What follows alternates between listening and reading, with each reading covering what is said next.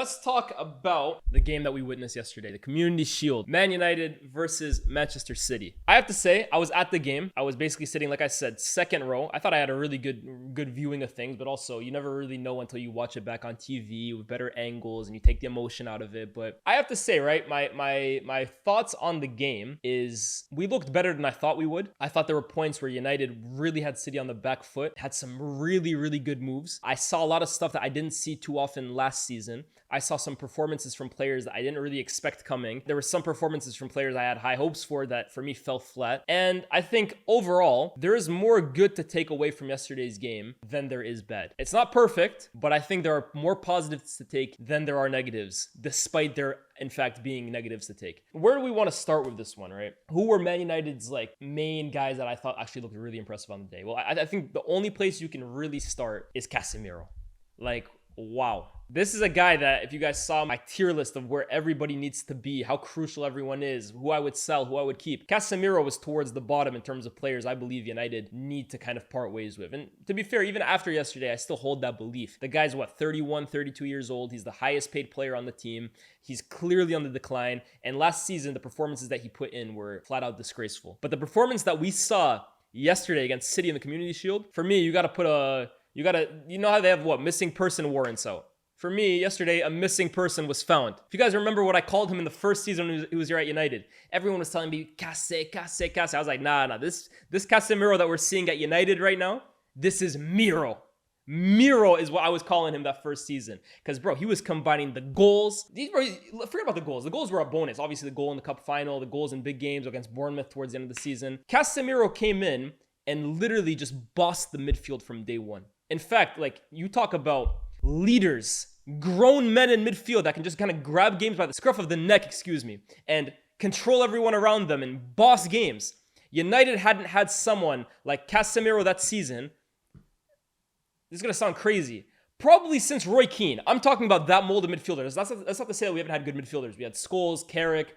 We've had good midfielders. But somebody in that mold who just grabs the game by the scruff of the neck and everybody around them follows the direction that they lead you in. That is how good Casemiro was that first season for United. It was an incredible signing. But last year, I've said it time and time again, chat, I've never seen a player go from this high a level to this low a level within like a few months, to be honest with you. The way Casemiro ended the season, the first season, onto how he started the second season, it was night and day in the worst way possible.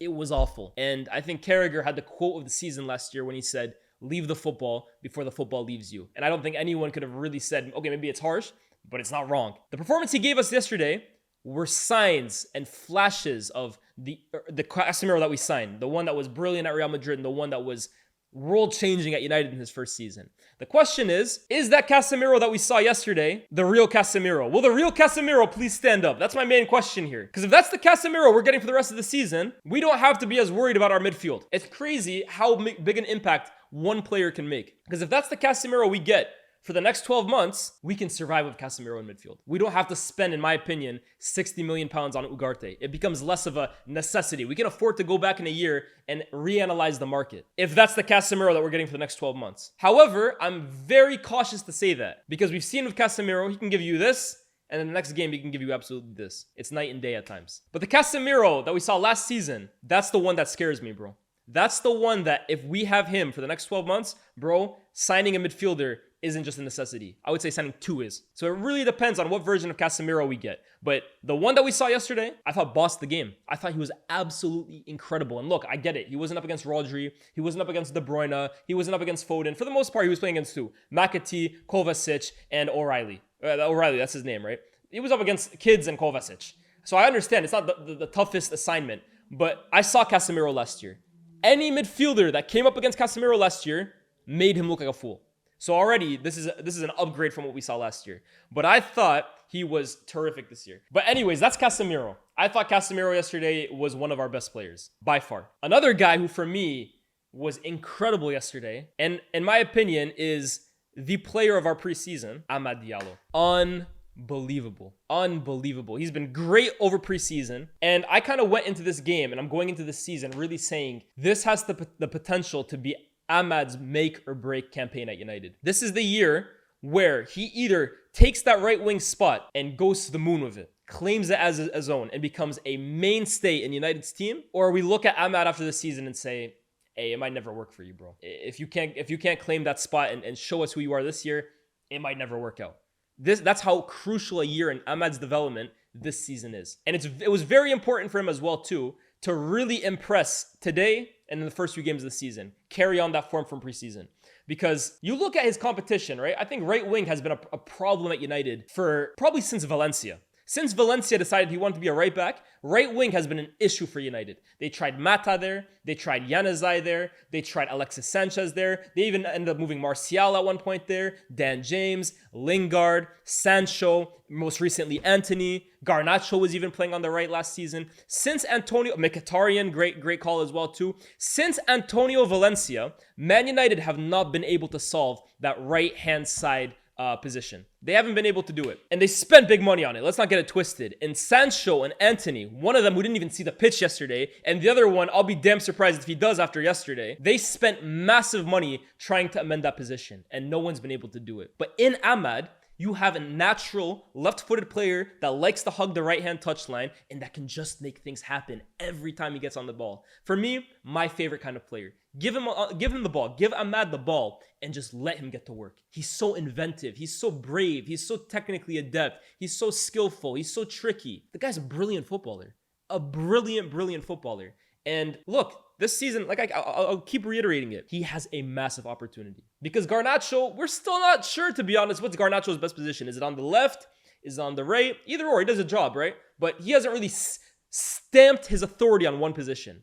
Rashford, we know he's on the left. Antony, as far as I'm concerned, that guy's out of Ten Hag's plans. I'm very happy to say that as well, too. The fact that he hasn't played basically today, he barely played in preseason, I think Ten Hag is done with him. And Sancho, as much as Ten Hag wants to keep giving him chances, comes onto the pitch and shows you close to nothing. This is a position that Ahmad literally has begging for him to take it. And I think yesterday's performance, followed up by what he did in preseason as a whole, I think he's taken real steps in making sure that against Fulham and in the next 3-4 games, that position is his. At least to start. Now, it's just up to him to kind of put in the performances and stamp his authority, like I said, and make that position his own. Right now, it's his, but he has to keep on performing. And that game against City, in that first half in particular, he ran City riot at times, man. Against Gvardiol, not an easy opposition.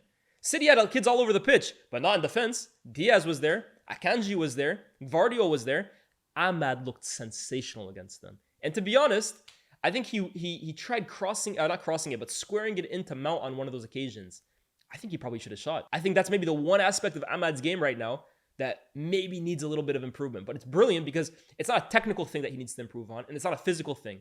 It's just being a bit more selfish, I think. I think that's the one thing that Ahmad needs to just kind of add to his game. A bit of greediness, right? Garnacho, he doesn't have that problem. Like, Garnacho's a killer. Garnacho wants to score goals. I think Ahmad just needs to add that little bit of hunger to score goals. Because everything else in his game, bro, it's a joy to watch the guy play. I thought he was so good yesterday. Who else do we got? Who else did really impress me yesterday? Bruno played well. I think Bruno was one of Man United's better players. I'm just trying to think, right? Bruno played well, especially in the first. I think especially once Mount came off, because we'll talk about Mount. I think once Mount came off, Bruno found a lot more success. Because at times, especially in the first half, that whole dynamic between Bruno and Mount, they were playing next to each other. They were playing high. They were defending as a front two. I wasn't a huge fan of it, to be honest with you, man. I wasn't a huge fan of it. I thought the two of them as a pairing, nah. I mean, I definitely don't think that's something Ten Hag is going to go for. I think it's the fact that Højlund was injured and Xerxes, who we'll speak about in a bit, didn't see a minute. I think that's the reason he went with those two. But I do think the minute Mount kind of came off and Bruno was allowed to play more of his role, a free role, create at will, send guys through, the second half for me, Bruno was sensational. I thought Bruno was so good, man. Every time he got the ball, he was making things happen, sending people through, sending Rashford through, sending Garnacho through, combining well, allowing United to relieve pressure. I thought Bruno was really good. I thought Collier yesterday, his cameo, really good, and just affirmed what I said in my tier list video, that I think Collier is ready to be a first-team player for Man United. I don't think that's an issue this year. Right? I would sell McTominay. For me, McTominay is one of the guys United has to get rid of. If you don't believe me, look at his cameo yesterday, bro. That guy's United career is done. It's finished. There's nothing else he can add to us, in my opinion. And United needs to bolster that midfield. But I think in Collier, you have a guy that you don't have to spend a dime on. He's from your academy.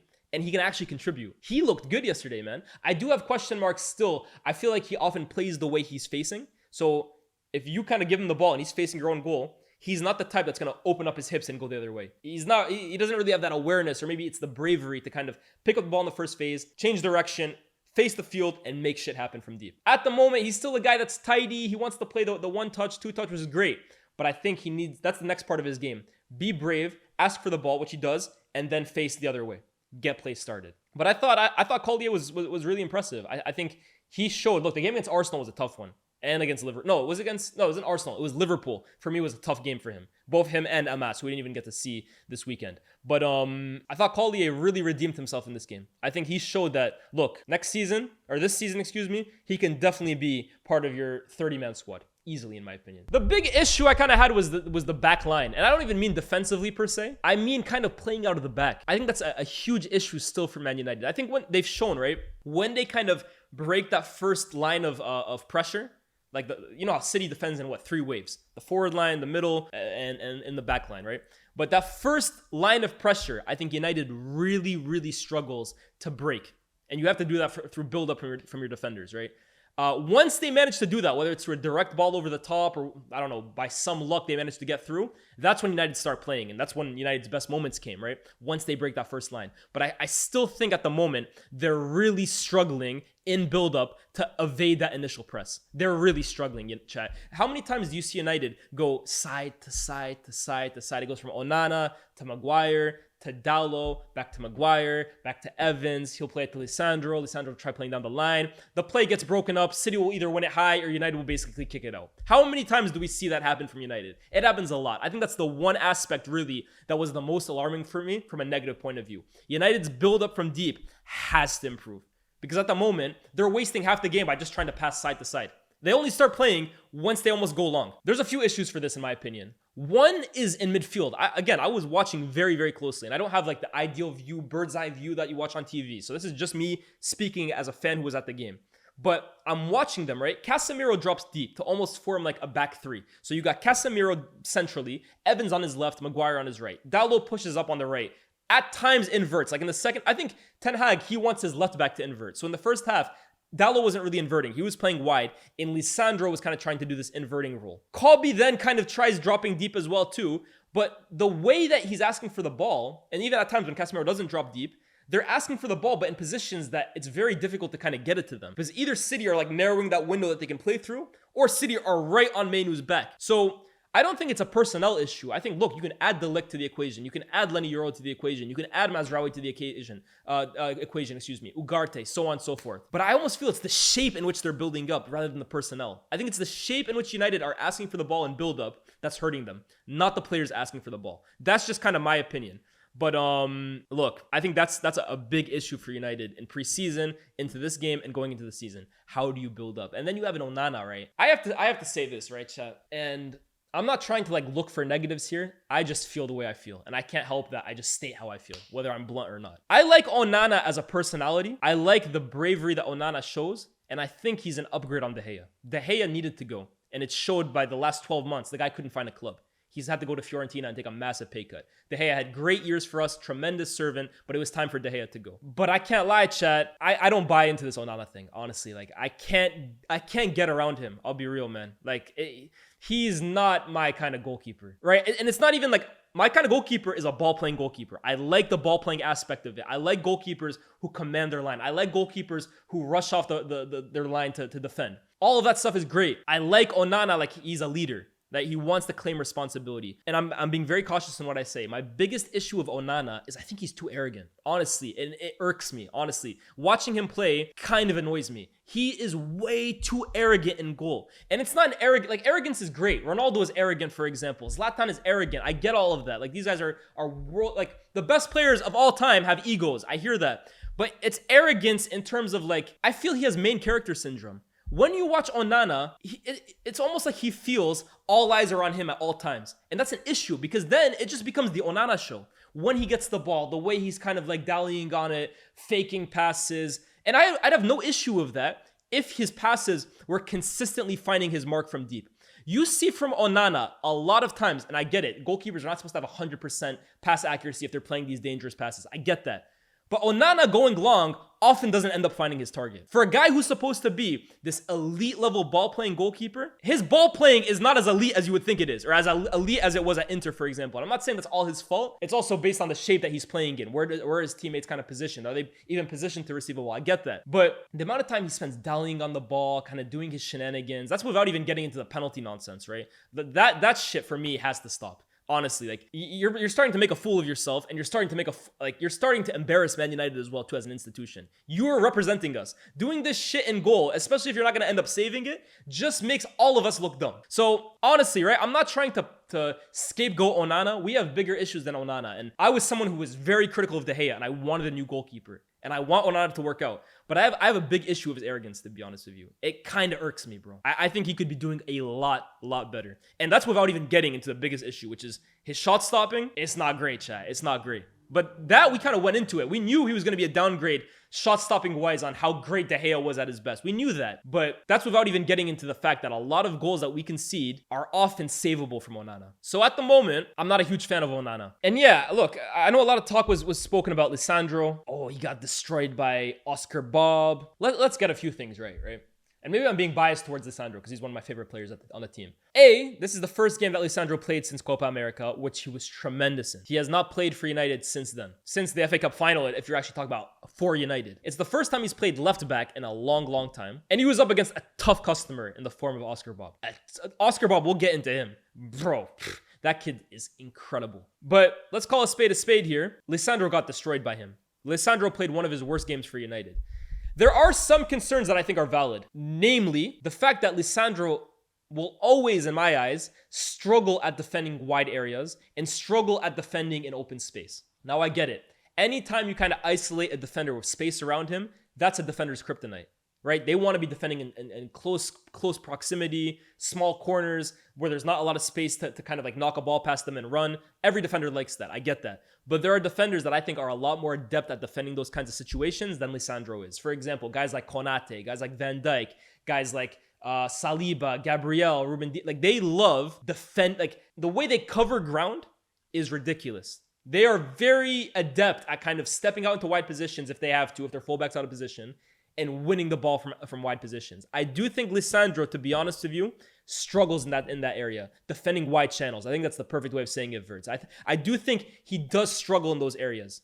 And it's always interesting, right? Because I remember when Lisandro came to United, the biggest issue was, aerially, how will he do? And against bigger strikers, how will we do? It's very ironic because for a short guy, Lisandro is actually very good at dealing with both those situations. It's not like he's leaping over guys to win balls, but he positions his body extremely well that if he doesn't win the first ball, he'll often win the second ball, or he'll nudge you enough so that even if you do win it, it doesn't kind of come out of anything. He rarely ever gets punished in the air if you notice with Lisandro. And also, when it comes to dealing with big center backs, Lisandro's tenacious. He's very good at dealing in the box defending. In box defending, Lisandro is as good as it gets, or up there with as good as it gets. But it's very interesting that, because I don't think anybody thought when Lisandro came to the Premier League that his big issue would be defending wide areas of space. But that's a big question mark for him. The thing with Lisandro, though, is I do think when Arteta was after him, that was probably his ambition to kind of turn Lisandro into whatever Zinchenko was for him in his Arsenal team a few seasons ago. But I think he would have had to be massively protected by Arsenal's defensive stability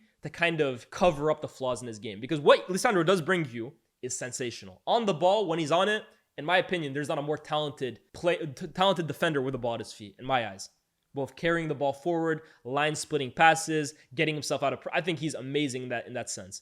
But yeah, I think if United actually wanted to kind of see this Lisandro experiment at left back kind of be successful long term, and maybe that's the case, right? Maybe they want De Ligt and Euro, and maybe it's Lisandro at left back because you can't trust Luke Shaw. They're going to have to protect him a lot more because yesterday, bro, Oscar Bobb exposed the flaws in Lisandro's games. And every player has flaws, right? I say this about every player. No player has zero flaw to them, but it's up to the manager and it's up to the system to hide the flaws as much as you can and magnify the strengths. So it's up to Ten Hag. If he's going to trust Lisandro in that area, how do you make him look like the best version of Lisandro possible? And if he is, Lisandro's a damn good player. Garnacho, I thought was very, very good. Very, very good. And what do I always say about Garnacho, right? Garnacho has, and excuse my language here, he has cojones of steel, man. The kid is not afraid of any situation ever. I say this quite often about Garnacho, right? And to be honest, I might need to start amending my opinion on him, right? Because I've always said Garnacho, when it comes to talent, like footballing ability, he isn't Lamine Yamal, he isn't Vinicius, he isn't let's think of like Foden, like he is, like those guys are like unbelievable footballers. I don't think Garnacho is at their level talent-wise. Like Kobe, for example, I think he's that level talent-wise. Garnacho, I've never thought is an elite all-timer level talent, even though he's probably proving a lot better than most of us think he is. But what makes Garnacho unique, it's his mentality. The kid is not afraid of any moment whatsoever. He welcomes any challenge, any fullback that he has to come up against, any team that he has to face, any competition that he's playing in. He's not afraid of the moment. In fact, he takes it head on. And for a player of that age, that's not a given. Not every player is as mentally strong as Garnacho is at that age. And I think really that mentality and that way of thinking and that fearlessness separates him, or even like bridges the gap between superior talent because of how fearless the kid is. I said it last year and people were laughing at me, but I was like, Garnacho's bicycle kick, for example. He's one of the only players in the league that would even try it, let alone pull it off. That for me speaks to how the kid has cojones of steel. That's what I always say about him. I love Garnacho, and I think he's actually starting to become like underrated in my opinion, right? Because we see him and it's like, oh, he's not Yamal, he's not Endrick, he's not this guy. He doesn't have to be those guys. What he brings to United, the fearlessness on either side as well too. I love the fact that he can play on the right. He's starting to develop a game of his left, by the way, huh? Before he even took that shot that he scored on, he had another shot with his left that I think went right at the goalkeeper's hands, but it was well taken. I actually commend him for really having the fearlessness again to take it with his left. He's a player that's constantly improving. He's constantly growing as well too. And in my eyes, he should be a player that is consistently looking to get 15 plus goals in the league every single season from wide positions. I think he's capable of that in his future. And I feel, again, the cameo that he gives us off the bench, it's priceless. The question is, heading into match day 1, is that, again, a guy that you want coming off your bench? Or is Garnacho so indispensable that he has to be a guy you start? I think that's a big question mark. Like I said, I was really happy with Ahmad's cameo. But if Garnacho is consistently being a guy that wins you games or gets you back into games with his output off the bench, maybe you have to start thinking, do you start him? And if you do start him, is it off the right or off the left? I think it's a big question mark. But Garnacho, I couldn't be more happy for him. I think he's terrific, man. I think he's terrific. I think United are really, really lucky to have him. What did we think about Xerxes, right, Chet? Xerxes, I'm a little surprised he didn't even get a minute. And I heard Mark Goldbridge talking about it. I think he made a bigger deal than I'm about to. Like, he didn't play. It's not the end of the world, right? But I can't lie. I thought this was the perfect time to give him minutes. He didn't get to play preseason. He's been training at Carrington longer than a lot of the guys who came back and played yesterday have. And he hasn't featured for United yet. I thought yesterday was probably the ideal time to kind of give him some minutes and let him bed into the team and feel himself out in the team. To give him 0 minutes suggests that he's not going to start against Fulham. Maybe you give him minutes then, but would this have kind of been the ideal time to try him out? I kind of think so, and I think it's a shame that he didn't even get 5 minutes. It would have been nice to see him take a penalty, but such is life. I think Ten Hag hinted that he might have been carrying a knock, but there were a lot of guys yesterday that were carrying knocks. There were a lot of guys, and they still got minutes. But if we talk about the whole game as a whole, right? I think first 20 minutes, City dominated. I think they were very unfortunate not to get one. Who was it that hit the post? Was it Oscar Bobb? Like, Oscar Bobb for me was so good, chat. If I'm thinking of players that this season I'm going to keep an eye out for and expecting big returns and kind of emergent seasons, if you want to call it that, I think he's up there. I think he's high up there. And you saw going to this game, Pep was talking about McAtee is going to get minutes this year. Oscar Bobb's going to get minutes this year. O'Reilly's going to get minutes this year. I think there was another kid that he spoke about. But out of all of those guys, right, Oscar Bobb is the truth. That kid is scary, bro. He glides, man. He's so talented. Man. City have a good one, bro. That kid is unreal, man. I'm a big fan. Like I said, bro, he gave Lisandro hell. He was, for me, City's best player. And I'm looking at City's front line next year, right? Because Savio also came on. And Savio looked impressive as well, too, right? Savio, you can just tell from the jump. He's got something about him. Very tricky, very direct, has a strike on. Savio is going to be a player for City. But you got him, you got Bobb, you got Foden, who potentially will be playing in wider areas again next year. You got Doku. City got options up front, man. Grealish, I haven't even spoken about him. Love him or hate him, he's going to be in the equation. Hey, man, City's options out wide look scary, bro. I think Oscar Bobb was the most impressive player, maybe even on the whole pitch yesterday. I thought he was so good. And I don't know if United really planned for him to be the danger guy for City, which speaks even more to, like, this kid's still a youngster, and he's demanding the ball and trying to take the initiative and make things happen for his team. That's a crazy, scary player, man. Outside of him, who really impressed me for City as well, too? Doku was typical Doku, man. He had the better of Diallo a few times. The final pass was kind of missing. He's going to have to do better, but that's typical Doku that we saw last year. Outside of him, O'Reilly, I think the first half was a little bit of a struggle for him. I think he was taking too many touches on the ball. In fact, I saw Pep a few times start to get a little frustrated with him, but it's normal, right? Playing that position Zinchenko has said it a few times, right? Playing the number 6 for City is the hardest position out there. That's the hardest position to do playing for Pep. But I think he's going to get I think he'll get better. Clearly the talent is there. Rico Lewis, very, very good game. I was very impressed with Rico Lewis. Kovacic, the rest of them, to be honest with you, I wasn't too impressed. Like, not unimpressed, but no one really blew me away. I think Rico Lewis looked really good. Oscar Bobb looked really good. Savio's cameo was really good. O'Reilly grew into the game. Second half, I thought he was a lot better. But for the most part, I think City kind of threw out a team that, like, this is all they could really throw at United. Welcomed a few guys later on in Bernardo, who ended up grabbing the equalizer. De Bruyne played the last few minutes. Haaland had your typical quiet game. I thought his hold-up play looked a little better than it did last season. But there's not too much to take away from City, I can't lie. These kinds of games are not the indicator for what kind of City we'll see this season. Even though United could have easily punished them a few times. And if it weren't for 2 big misses from Rashford, United probably win that game yesterday. The first one was a really well-worked move from United. And one thing, right, I really want to point out, because I often criticize Ten Hag for not really being able to see what he wants to do on the pitch. The identity is always something that I'm very keen on. And even this season, right? Top 4, great, of course. For me, what's more important than anything United can do this season is I need to be able to buy into what Ten Hag is selling me. What is the style of play that you want your team to adopt and that I can see week in, week out? Because I think for 2 years now, look, there's been trophies, there's been highs, there's been lows. But one thing that's really been missing, and one thing I'm very big on, especially if we're talking about projects, I need to know what the style of play you want your team to play in is. One thing that I'm starting to see from Ten Hag and from his teams, and I saw it in the FA Cup final last year, I've seen it in preseason, and I saw it again today. He's very big on his teams creating overloads on one side and then quickly changing play from right to left or left to right very, very quickly, because all of the defenders' opposition are on one side, switch the ball or carry the ball forward or have some combination play to create now that advantage on the other end and create goal-scoring opportunities from that. We saw it in the goal in the FA Cup final last year when Rashford played that long diagonal to, I believe it was Garnacho, who then played it, I think, to Diallo, or maybe it was the other way around. He played it in, Bruno, Menu, goal. We saw it a few times as well today, too. Rashford had a few of those diagonals, and then also from right to left, Ahmad kind of picking up the ball, again, creating overloads because everyone swarms towards him. He plays it to a free man, he plays it to a free man, he plays it to a free man, and then it finds its way to Rashford, who's wide open. I'm telling you, the style of play, it still needs improvement, but that's something now that I'm starting to see a pattern of play from Ten Hag. The way he wants his teams to attack, it's very much so create the overload on one side and then quickly transition to the other to then take advantage of it. That's something I'm really starting to see from United. Rashford had the first one, which he should have scored. Needs to wrap his foot around it, place it bottom corner, and it kind of just goes wide. But the second one is the one for me that's unforgivable, man. Garnacho, perfect ball across goal for Rashford to tap in. Either with his right or probably with his left, which was the correct decision, right? As a kid, you're taught to open up your body, right? Instead of kind of like dragging it with your front foot. And you know what it was with Rashford yesterday, right? All preseason I've been saying about Rashford. I love the mentality. I love the fact that he's starting to work hard off the ball, because that was my biggest issue with Rashford last year. His demeanor, the way his shoulders would slump, the way he would jog back. That hasn't been an issue for me preseason. And I think his performances have been a lot better.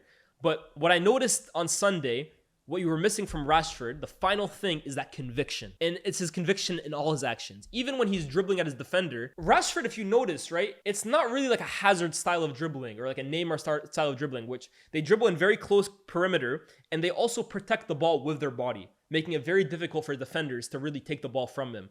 Rashford, when he dribbles at defenders, pay attention to this. He often dribbles facing directly at them and almost dribbling with the outside of his foot. So he's showing the defender the ball the entire time. And the thing with Rashford is he's so rapid that at times it doesn't even matter because he can manipulate it in, out, in, out. But he always gives the defender an advantage compared to most dribblers because of how much he shows the ball when he's dribbling against them. So one thing I think Rashford needs to improve off this weekend is his conviction. Everything about his game needs to just be that much more like, what's the word? Convicted. And that's not even to say like it's the wrong decision. But if it's the right decision that you want to make, put some oomph behind it. That finish that he had, the second one, put your foot through it, man. Put your foot through it. That's not a question of ability from Rashford. I've seen Rashford score that goal a trillion times. That's not a question of mentality. Oh, maybe it is a question of mentality.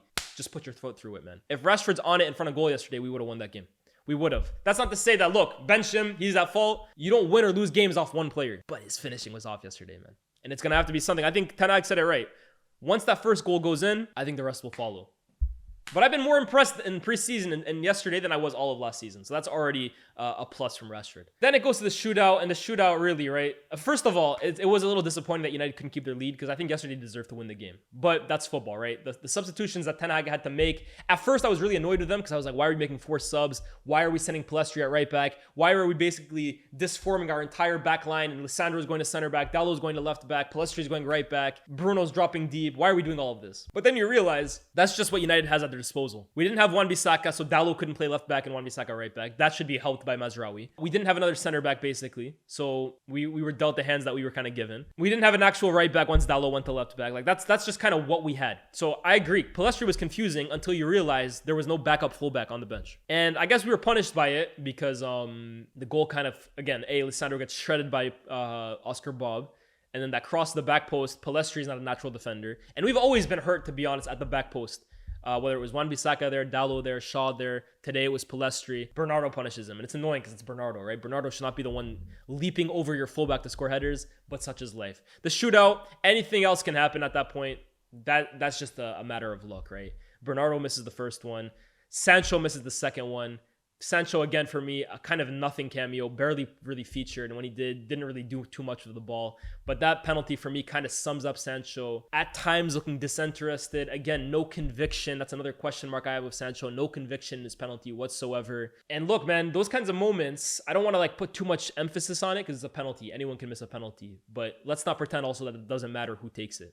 Those kinds of moments, Sancho scoring in a penalty shootout that United end up winning, is a kind of a momentum setter that lets Sancho officially put everything from last season behind him and get off to the new season with a fresh start. Just like Rashford's goal, if Rashford had finished one of those chances, it would have been the same thing. That's kind of like a moment right there that puts last season in your back memory and allows you, now we can focus on the new season, a momentum setter. And I think that penalty from Sancho is kind of just sums up his entire tenure at United. City kind of get back into the penalty shootout. We get ours. Johnny Evans skies it. Again, Evans had a solid game, uninspiring. Should he have even been on the pitch to take a penalty? That's another subject for a whole nother day. It is what it is, man. Like I said, I kind of started off by saying there's more positives in my opinions than negatives to take. There are definitely things we need to work on. The number one thing being build-up. Have to work on that build-up because at the moment, it's a chore watching United trying to play out from the back. It's just side to side to side to side. When they get past that first press, they're golden. They can hurt teams. But teams at the moment are very, very well set up to defend United from the front. That's something that needs to change.